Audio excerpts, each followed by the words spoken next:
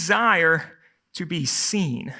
We talked about this a little bit before, but it's a universal desire for everyone to be seen, meaning to be seen, to be understood, to be known, to be heard.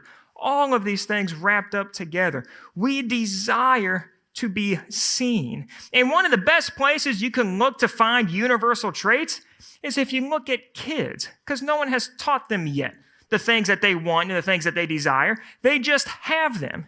And so when you look at children, you can often see, if no one taught them how to do that, that might be something that's just universal throughout. If you've ever worked with little kids, be they your own or nieces or nephews, or you've taught in a school or anything, how many times does a child come up to you and say, hey, look at me, watch me, did you see this? Or they hold up, especially if they're real little, they get a sheet of paper, they draw some Scrabbles on it, and they say, look at this right here. They want to be seen. Now, as a parent, as a caregiver, as a teacher, it's incredibly easy, and I'm just being honest with you, it's incredibly easy to start to get annoyed at all of them, look at me, and you start to tell the kid, I see you. Let me see you over there. I see your Scrabble. It looks just like that one. Good job. But what we need to remember is every time that child is saying, look at me, watch me, they're asking this deeper question. Do you see me? Do you know that I'm here? As we grow into adults, we continue to ask this question. We ask this question in every relationship we enter. It could be a marital relationship, could be friends, could be workers, could be whatever. We're constantly asking each other, do you see me? One of the most tragic things that can happen in a person's life is they become convinced that not only are they unseen, but they are not worth being seen. We have this desire to be seen. Do you see me? Now, we need to ask, well, what do we want to be seen as? So many of us, we want to be seen as strong. We want to be seen as the one who can lead, the one who's got it all put together. Or we might want to be seen as the compassionate one, the caring one. We might want to be seen as the one who supports. We might want to be seen as the one who has it all put together. But if we want to be seen as the strong one, what happens when we find out we're not really all that strong? What happens when we face troubles in life and we realize when we rely on our own strength, we've got a whole bunch of nothing? Well, one thing we could do is we could admit it, and we could drop the act, and we can let people know, hey, I'm not really that strong after all. Is that what we tend to do? No. We put on a face. And on my face here, I'm the strongest person ever. I love this face, by the way. It's got glasses just like me. And it's getting ready to have the same amount of hair as me as well. But that's a different conversation for a different day. When we don't feel strong, we overcompensate and we try to act strong. And we put on this face, we put on this front that, no, I really am the strong one here. When our life tends to fall apart, which is what it does, we tend to pretend. We put on a face that says, my life is all put together. I'm doing it well. I'm okay. You see this all the time as we gather together, even here at the church. You know, the church is the place where people are supposed to bring our hurts. We're supposed to be able to bring our sufferings, the things that bother us. But instead, we come up with this idea that when we gather together, we think, well, if I say that I'm hurting, or if I say that I'm suffering, or if I say that things just simply aren't going well, that might mean that people think I doubt God, or I doubt His goodness. And so instead, when we greet each other here at the church, we say, hey, how are things going? Couldn't be better. Isn't God amazing? And when we're praising God while inside we're falling apart, we're putting on our face. We're putting on our Christian face that has it all put together instead of dealing with the reality that things are just hurting right now. You see this all over the place, especially in social media, Facebook, Instagram, all of those things. Because when you're on social media and you see people's pictures of everybody smiling and they're taking all these trips and they're having dinner together, and you start to think, man, that's just their life. They must always get along great. I wish my kids smiled like they do. I wish we could go on these trips that they go on. And we forget that's not life for them. Every picture we see on Facebook is a picture of people putting on a face, of wanting to curate their best. Because there's pictures you don't see on Facebook. You don't see the pictures of the siblings yelling at each other. You don't see the pictures of the husband and wife holding on by a thread and feeling like the loneliest people in the world. Because even though they sleep 6 inches from someone, they might as well be miles apart. You don't see pictures of people wrestling with their own doubt. Instead, you see pictures of everyone having a face, putting a face, putting on pretenses as if they're holding things together. You see, life has this tendency to cause us trouble. Any person that's been alive for any length of time can tell you life can be difficult. Life happens. It's got its good and it has its hardship. Really, really hardship. Over the past couple weeks, just here at the church, as we're interacting with each other, we're discovering more and more ways that life is just hurting right now for so many. Last week, if you were here, you remember that we got news during service that my stepmom's brother had died, had committed suicide. And so we gathered together and we prayed. And unfortunately, even within this past week, I've heard that same story again. There's a lot of hurt going on right now. And when we hurt, when we have these wounds that life gives us, what do we do with them? Are our views, are our thoughts about God big enough to include this pain, this hurt that we experience? Or are our thoughts about God limited to God is great, everything's wonderful, everything's positive and encouraging, couldn't be any better? If we're stuck with that view of God, we're stuck with a really shallow view of God, a God that's simply not relevant to life. And so we need to ask, when we're not strong, when our wounds seem to consume us, when we look around us and we can't see good, even try as we might, but all we can see is the pain that we're feeling, the grief that we're feeling, how does Jesus respond to that? How can we navigate that in our walk of faith? How can we navigate that in our life with God? How do we navigate that as temples of the Holy Spirit? And I think the answer for today is this. When life beats you down, look up. When pain robs us of our strength, we can always lean on Jesus. We can always rely on Him. You see, when we get wounded, when life wounds us, and notice I'm saying when, not if, when these pains happen, we're tempted in several different ways. One, we're tempted to think we're the only one feeling this. We're tempted to isolate ourselves. We pull back, and we think everybody else has it all put together, but I'm hurting. There must be something wrong with me. There must be something wrong with my faith. That's one temptation we have. Another temptation we have is just to pretend like that wound doesn't exist. That goes back to the everything's fine, couldn't be any better whatsoever. But you see, another temptation, and this comes out of this last series that we were in. We spent a few weeks looking at the attributes of God. God is all powerful. God is all knowing. God is all present. God is all faithful. God is all love. And then when we hurt, we begin to doubt God Himself. Lord, if you're so good, why am I experiencing this? Maybe you're not good after all. Or, Lord, if you're real, wouldn't you have protected me from this suffering? Maybe you're not real after all. If our thoughts about God only work when we're in the high moments of life, our thoughts about God will not sustain us when life begins to hurt.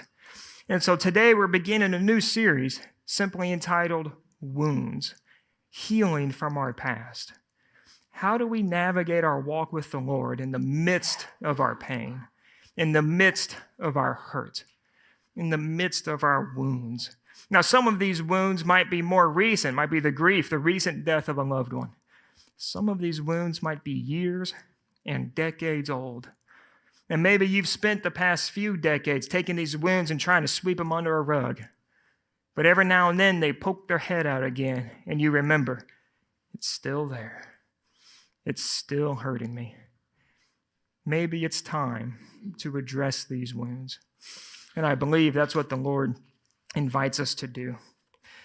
Now, if you've experienced this, if you've experienced these wounds that have caused you to doubt God, that have caused you to wonder, Lord, where are you?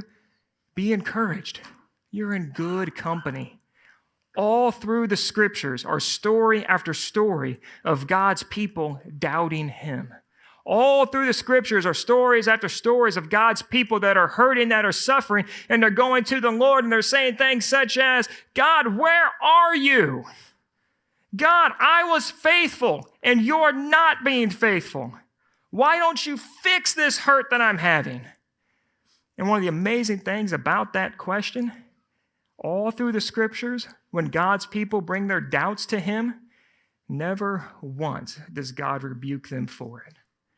Every single time, God welcomes their doubts. God welcomes their questions because he's big enough and he's strong enough to handle it. Today, we're going to zoom in on one of the heroes of the faith, one of the heroes of God's people in the Old Testament, King David. Now, if there was anybody, you would think if there was anybody that needed to pretend like they had everything put together, it's David. But if there's anybody that struggled greatly as a king, it's David as well. You see, David's story, when you read about it through the Old Testament, you'll find that this is the same David that fought the giant Goliath. And usually that story is taught as one of overcoming, one of victory, and we might be left to believe that David experienced nothing but victory his entire life. But soon thereafter that, he wasn't king just yet. King Saul decided David's a threat, and he spends years hunting him, trying to kill him. And then David becomes king, and he sits on the throne, and then we might think now everything's going to work out just fine for him. But fast forward a little bit, and one of David's own sons leads a rebellion against him, to where David has to take a few of his closest followers and his family and run. Otherwise, they're all going to be wiped out. But then David's restored to his kingdom. He's restored to his throne. And then we might be left with the impression, surely things will be okay now. But far from it. David's life is one issue after another that's causing him to wonder, God, where are you? But David is also known as a man after God's own heart. All through the scriptures, God praises the faith of David, and he encourages others to have the faith of David as well. He calls them to live like David, whom he continually refers to as a man after my own heart. And so today we're going to look at a psalm that David wrote in the midst of his pain, in the midst of his hurt. And from there, I think we're going to see how God invites us to respond to our wounds, how God invites us to navigate our wounds with him. Go ahead and open your Bibles to Psalm 13. Psalms chapter 13. If you don't have a Bible, go ahead and use one of the Bibles in the chairs next to you. And those, I believe it's on page 541. Psalm chapter 13.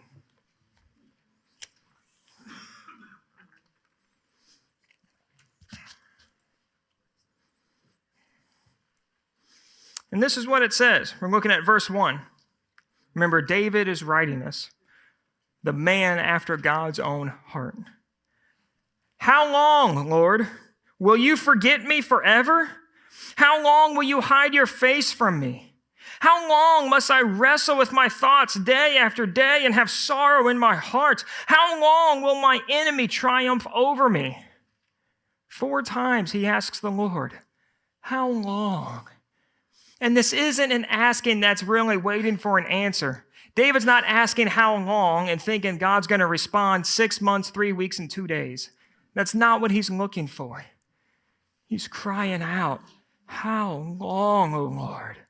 Because it seems like it's going on forever. I want you to notice something powerful in these questions. This how long repeated 4 times. Notice that David isn't afraid to ask. David isn't afraid to voice his complaints to God. David isn't afraid to voice his doubts to God. David is feeling abandoned by God. David is feeling isolated. David is feeling as if God has forgotten him. Isn't that what he asked in the very first line? Will you forget me forever? Why is he asking that? Because he feels like God has forgotten him now. Now, when we feel those things, when we feel forgotten by God, when we feel abandoned by God, we voice it. We're tempted to hide those feelings, to stuff them down. But instead, David invites us into a relationship with God where we can voice those feelings. God, right now I'm feeling like you've abandoned me. Where are you? You see, our feelings about ourselves and about God, they serve a purpose, and they're so often misunderstood. Our feelings are not there. They're not designed, by the way, to tell us the truth. They lie to us all the time. David's feeling forgotten about God. His feelings are telling him, God has forgotten you. But is that true? Of course not. Our feelings don't serve to tell us the truth. They lie to us. So then what are the purpose of our feelings? Well, they serve as a window into our soul.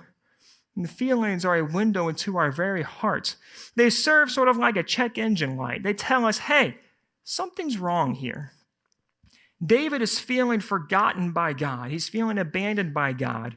And his heart's telling him that. His heart is saying, David, there's a disconnect between you and God right now. And though David might be feeling as if God forgotten him, that's not true. But that draws his attention to this hurt, to this pain that he's feeling. And David responds to it in a healthy way. He voices it. One of the most unhealthy ways we could respond to our wounds is to stuff it down and pretend like it's not there. Then they tend to fester. They tend to grow over time until one day they just simply consume us. We've mentioned it before. We began just a few weeks ago our grief share ministry here at the church, gathering on Wednesday nights just to walk with people that have experienced the death of a loved one. And I'm convinced one of the most helpful, one of the most powerful aspects of those times together is simply sharing with each other. How am I feeling today with my grief? And then what tends to happen, because remember when we hurt, we think we're all alone, we think we're the only one who feels this way, is someone will say, well, I'm feeling this today. I don't know if it's right or wrong, but it's what I've got. And someone else says, I feel the exact same way. There's power right there, oh church. When we feel these doubt, when we feel these things as if we're disconnected from God, we ask the Lord. We voice those complaints. Let's keep reading. Look at verse 3. Look on me and answer, Lord my God. Give light to my eyes, or I will sleep in death. And my enemy will say, I have overcome him, and my foes will rejoice when I fall. David's saying here, not only does he feel forgotten by God, he feels unseen by God. The very first line of verse 3, look on me. Why is David praying that God would look at him? Because he feels like God isn't looking at him. David's feeling unseen by God. And so he prays, God, would you see me? Can anybody relate to that feeling right there?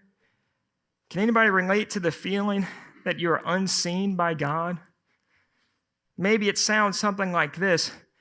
God, I've walked with you for 12, for 22, for 32 years. I've kept up my end of the bargain, but you haven't. We might feel something like, Lord, if you really saw me, my wife, my husband would not have died from cancer. We might feel, Lord, if you really saw me, you would have brought me a spouse in the first place. We might feel, Lord, if you really saw me, you would know that I feel lonely. You would know that I feel all of this shame, and you would take those things away from me. Lord, I've been faithful to you, but you haven't been faithful to me. Anybody felt those feelings before? Now remember, when we feel them, our feelings don't tell us the truth. We feel forgotten by God at times. We might feel as if God doesn't see us. That's not true.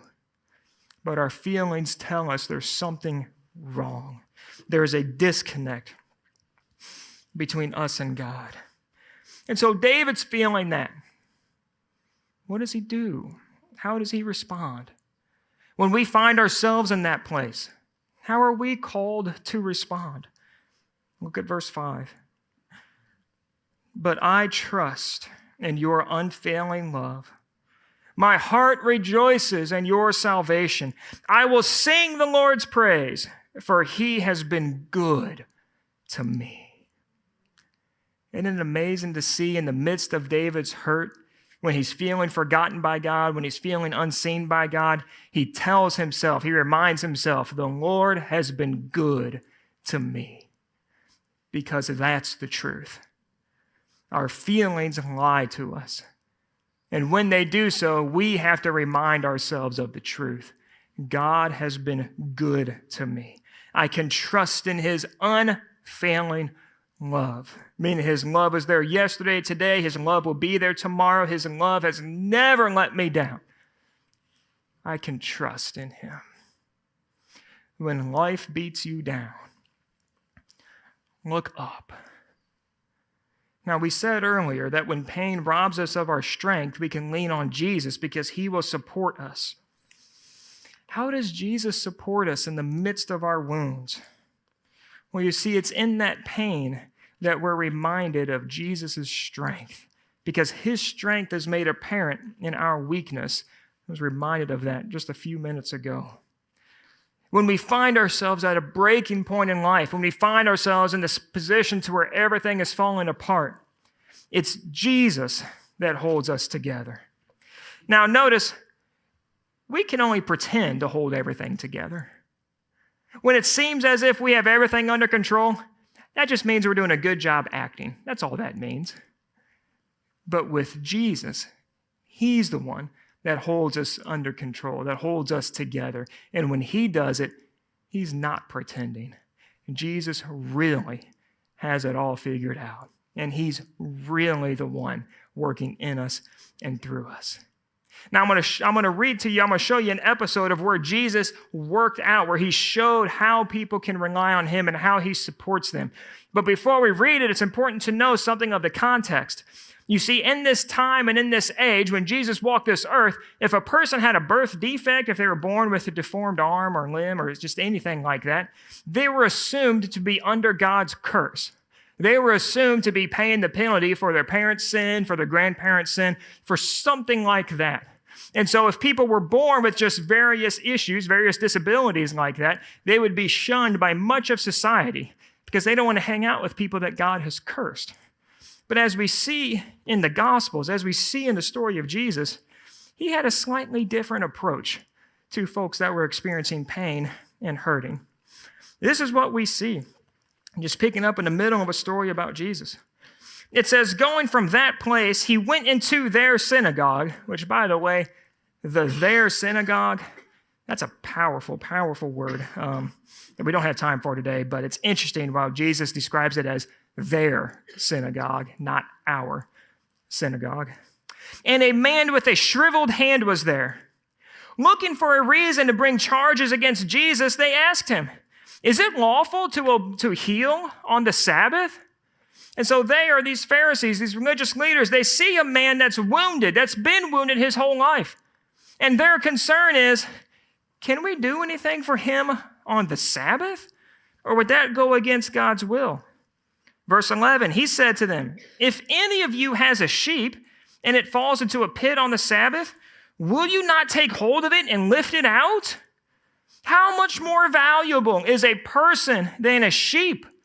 Therefore, it is lawful to do good on the Sabbath. You see, in the same law that said on the Sabbath they weren't supposed to do any work whatsoever, there was provision that said, if your animal fell into a pit, don't wait till the next day. Get in there and get him. Get him out of there. And so these Pharisees were willing to do good by a sheep. And they were unwilling to do good by this man. Verse 13, Jesus approaches it slightly differently, and that's an understatement, by the way. Then he said to the man, "Stretch out your hand."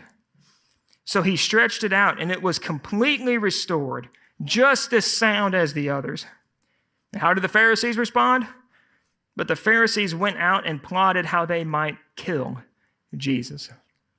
They didn't like this picture of God that was willing to help people in their wounds, that was willing to help people in their hurt if it went against one of their rules, one of their traditions. But Jesus has a way of meeting us in the midst of our wounds. Verse 15, aware of this, Jesus withdrew from that place. A large crowd followed him, and he healed all who were ill. Jesus is in the business of healing our wounds.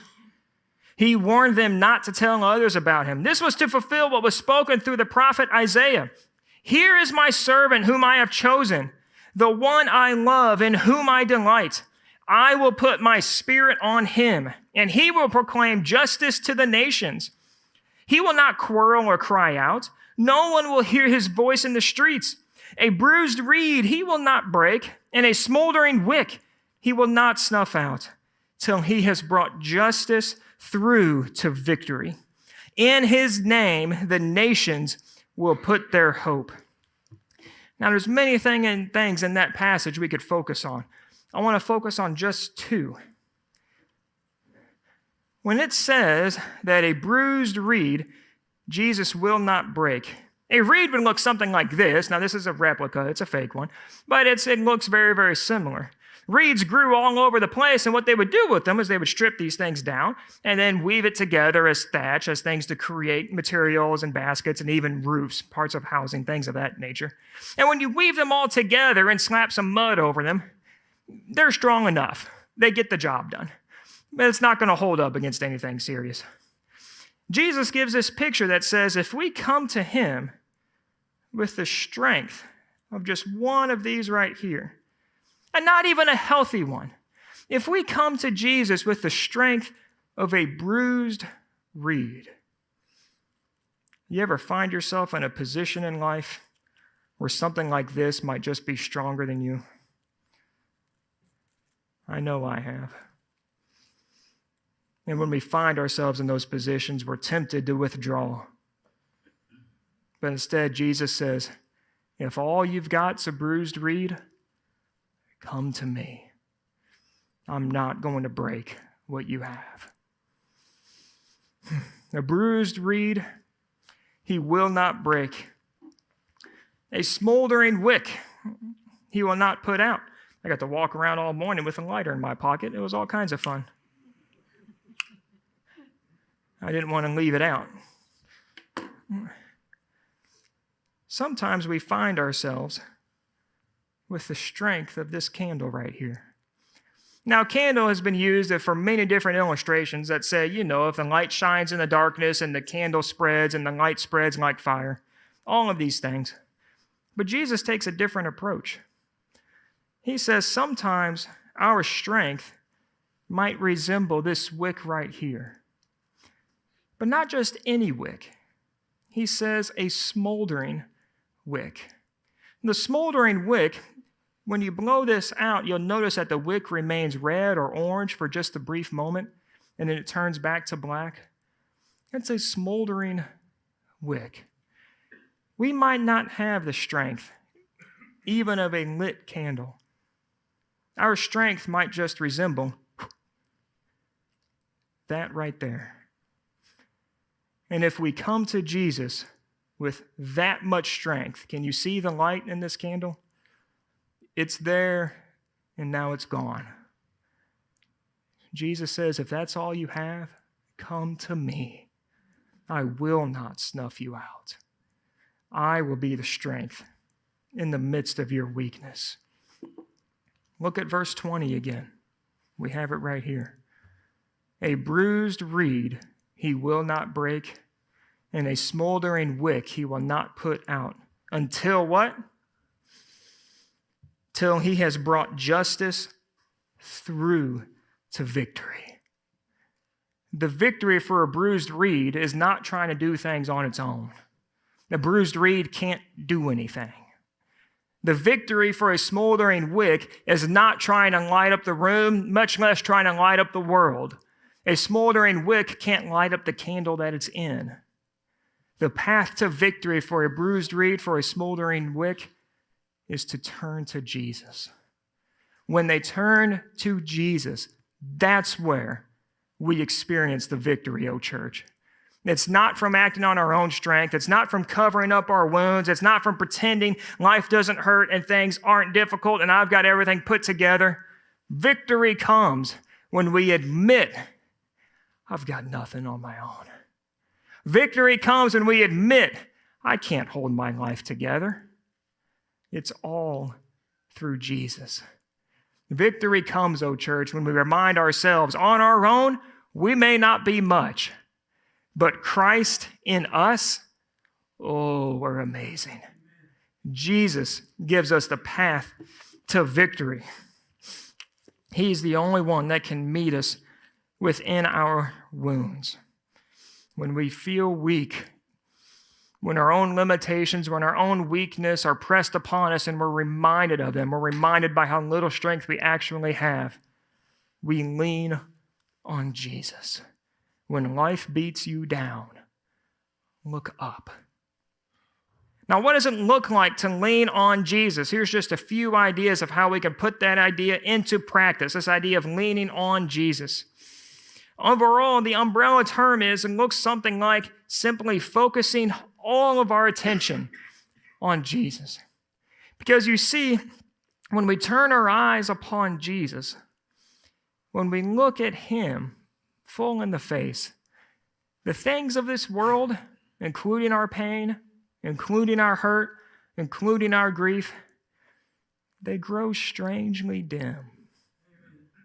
Now, they don't disappear. We're not trivializing them or any of those things, but we're not looking at Jesus through the light of our pain. Does that make sense? We're looking to our pain through the light of Jesus. We look to Jesus first, and then we interpret the things around us in light of him. And so here's a few things just drawn from Psalm 13, from that passage from Matthew. First thing we do, voice your complaint. Tell the Lord when it hurts. He's okay with that. He's fine when we come to him and we say, God, I'm doubting you right now. God is okay when we come to him and we say, Lord, you don't seem good right now. Try as I might, I can't see your goodness. We can voice our complaint to him. He's big enough. He's strong enough. He can handle it. He's not going to get his feelings hurt. The invitation from Scripture, voice our complaint. Name the pain. Name the hurt. Say it out loud. It's only then that it can be addressed. We can't heal from wounds that we're pretending aren't there. Does that make sense? In order to heal from our wounds, we first have to acknowledge, yes, it's there. So we voice your complaint. Second, intentionally gather with God's family. Remember, when we're hurting, the temptation we have is to isolate. Or when we're hurting, the temptation that we might have is to control. We want to control everything around us. We want to say, okay, I'll interact with God's family, but only on my terms. I'm only going to interact with God's family when I'm the leader, when I'm in charge. And if there's something about God's family I don't like, well, I'm just not going to be a part of that. Hear how controlling that is? That's led from a spirit of pride. That's not led from a spirit seeking reconciliation or seeking healing. Instead, in the midst of our wounds, when we hurt, we intentionally, that word is key, gather with God's family. Because it's with God's family that we find healing. You see, the word is intentionally because if we're not intentional about it, we simply won't do it. One of our core values here at the church is that wholeness is a picture of healing. Wholeness happens best through connection with God and his people. We voice our complaint to God. We intentionally gather with his people. And third, we turn towards others. when we get out of ourselves and we take on a lifestyle of service, a lifestyle of ministering and walking with each other, then our wounds, our hurts, our pains, they don't disappear, but we see them in the context of what God's doing in his family. One of the best things that people can do when they're hurting, kind of a long-term hurt, when the shock of grief or the shock of pain is there, then, yes, they need all the support in the world.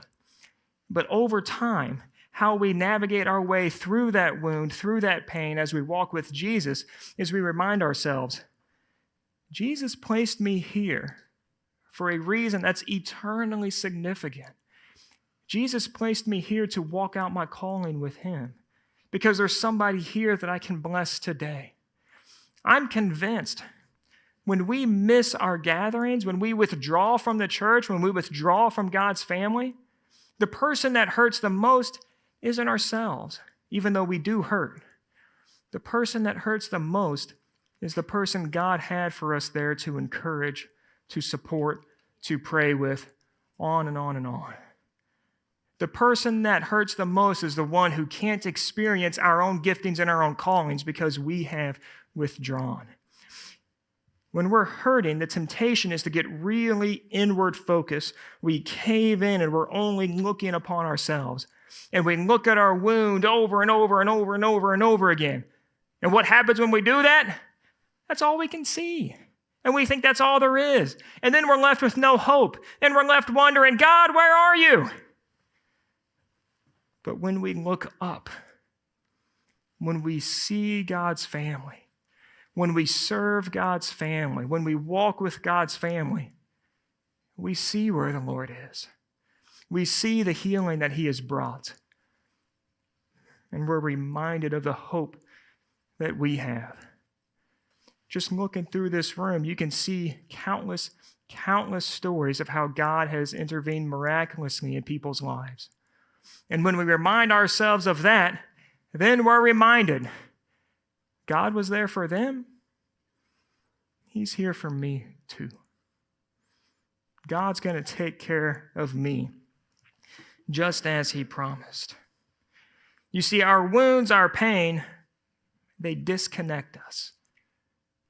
Jesus connects us with God, with each other. As we step into God's family, as we do these things right here, we're reminded our wounds don't have the final say. God does. And because of all the things being looked at over the past few weeks, God's all-powerful, all-knowing, all good, all faithful, all love, all present. We can know since he has the final say, he's going to have a good thing to say at the end. Over these next few weeks, we're going to look at how we navigate our wounds, healthy and unhealthy ways, and we're going to look at what is that final say that God has in the midst of our pain. Aaron, would you come up here? This morning, what I'd like us to do, as I've already mentioned, even this morning, I've had a few people express need for prayer. And so what I want to invite us to do in just a moment is I'm going to invite you, if you need prayer, come forward, come up here. I'll pray with you. We'll have a few others that'll come up and pray with you. If you need prayer, and if you're just in your seat and that's okay, reach out to the person next to you and let's pray.